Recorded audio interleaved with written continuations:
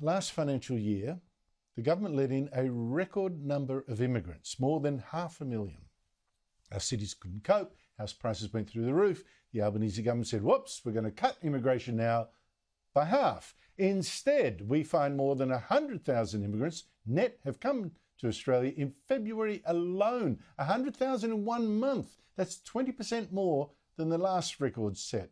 Joining me is the Coalition's immigration spokesman, Dan Tehan. Dan Tehan, thank you for your time. What is going on here? We were promised fewer immigrants, half the number. We instead get a new record, just unbelievably big numbers last month.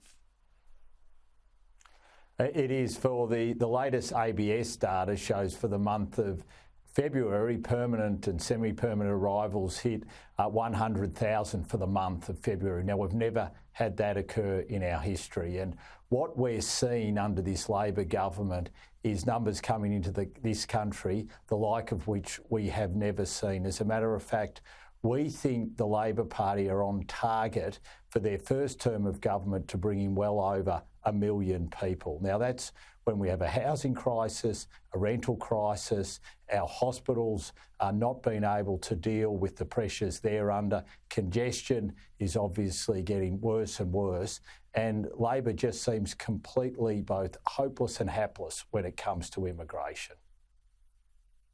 But Dan Tehan, if you ask Australians, do you want 1 million people in 3 years to arrive here, or whatever the figure's going to be, people would say, are you crazy? Australians don't like mass immigration, not at these numbers. What do you think our intake should be? Well, just to go to the first point, Andrew, you're absolutely right. There was nothing that was said by the Albanese Labor government before the last election that they would bring over 1 million people in their first term of government.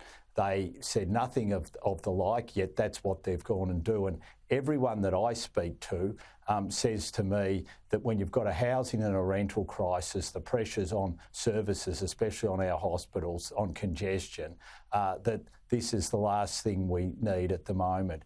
Now, we'll be announcing our policy in the coming months. We've obviously got a very strong sense now as to what Labor's up to with their Big Australia approach to immigration. We don't think a Big Australia approach is the right way to go, and we will be very upfront now. I've got to take my policies to my colleagues in the shadow cabinet, but we will announce a policy in the coming months. But I can guarantee your listeners that we will be not pursuing the Big Australia approach that the Albanese Labor government is. We believe in lower immigration, not Labor's Big Australia approach.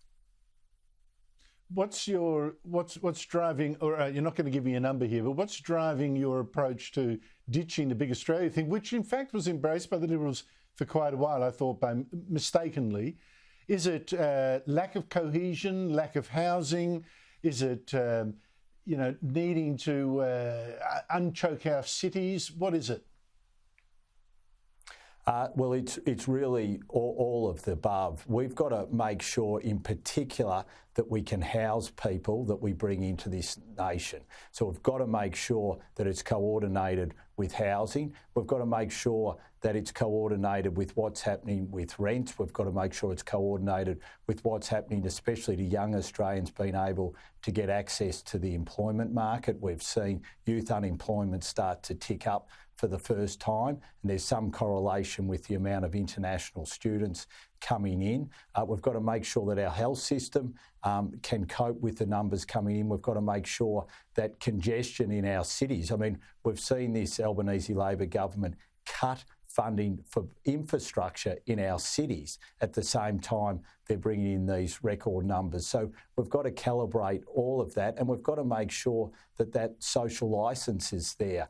And that means ensuring that we do have that social harmony that we've always treasured so much here in Australia. So all those things we have to take into account, and they'll be all considerations that we'll be making sure that we're taking account of when we put our policy in place.